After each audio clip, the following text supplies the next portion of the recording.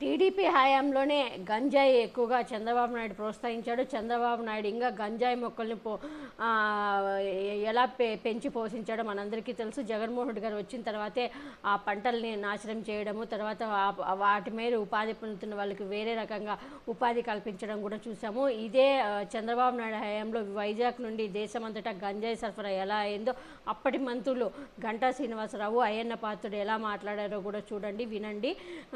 అప్పుడు తెలుస్తుంది జగన్మోహన్ హయాంలో ఎంత గంజాయి పోలీసులు కాల్ చేశారో అందరికీ తెలుసు. మనం డైలీ టీవీలో చూస్తూనే ఉన్నాము. ఈరోజు వైజాగ్లో దొరికిన దానికి కూడా మూలాలు కూడా టీడీపీ నుంచే ఉన్నాయనేది మనందరికీ తెలిసిన విషయమే. దీన్ని సిబిఐ కూడా ఎంక్వైరీ చేస్తూ ఉంది.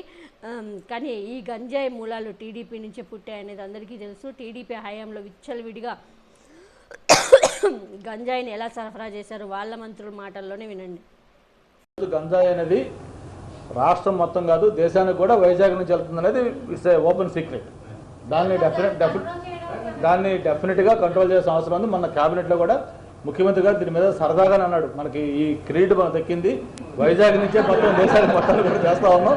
ఆయన సరదాగానే దాన్ని చాలా సీరియస్గా దీన్ని ఇమీడియట్గా మీరేదో ఒకరిద్దరు సప్లైస్ మీద కేసులు పెట్టడం కాదు, ఎక్కడైతే సాగు అవుతామో దీంట్లో ఎవరో ఇన్వాల్వ్ అవుతాం. పెద్ద ఎత్తున ఇప్పుడు మామూలుగా ఇదివరకైతే ఏదో కేజీలు వచ్చేది, ఇప్పుడు కేజీలు పోయి టన్నుల్లో వస్తుంది. అది మొత్తం ఎక్కడికెక్కడికి మొత్తం ఏ రోజు చూసినా రైల్వే దీంట్లో పట్టుకున్నా, మొదలు పట్టుకున్నా కొన్ని వందల కేజీలు లేకపోతే టన్నుల లెక్కన గంజాయి వస్తూ ఉంది. కాబట్టి అందరికీ మీరు అన్నట్టు దీంట్లో కేవలం ఒకరిద్దరు కాదు, దీంట్లో పెద్ద పెద్ద వాళ్ళు చాలా మంది ఇన్వాల్వ్ అయినారు.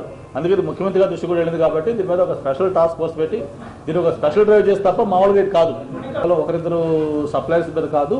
మీరు అన్నట్టు దీంట్లో పెద్ద ఎత్తున ఒక ఇండస్ట్రీ లాగా అవుతుంది. ఇది దీంట్లో పెద్దవాళ్ళు కూడా ఇన్వాల్వ్ అయి ఉన్నారని చెప్పి అంటా ఉన్నారు. అందుకే ఒక స్పెషల్ డ్రైవ్ పెట్టాల్సిన అవసరం ఉంది.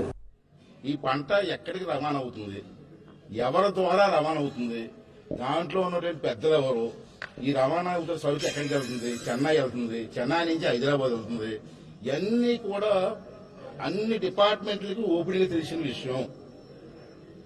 అంటే నేనేమంటానంటే ఈ ఎంక్వైరీ ఇదేం కాకుండా ఇది ఆల్రెడీ పోలీస్ డిపార్ట్మెంట్ తెలుసు, ఎక్సైజ్ డిపార్ట్మెంట్ తెలుసు, ఏ గ్రామాల్లో ఏ పెద్దలు సహకరిస్తున్నారో తెలుసు. కాబట్టి అటువంటి పెద్దలతో అందరిని గుర్తించి ఒక పీడీ యాక్ట్ పెట్టి వాళ్ళందరినీ లోపడేస్తే ఒక భయం వస్తుంది, కంట్రోల్ చేయడానికి అవకాశాలు ఉంటాయి.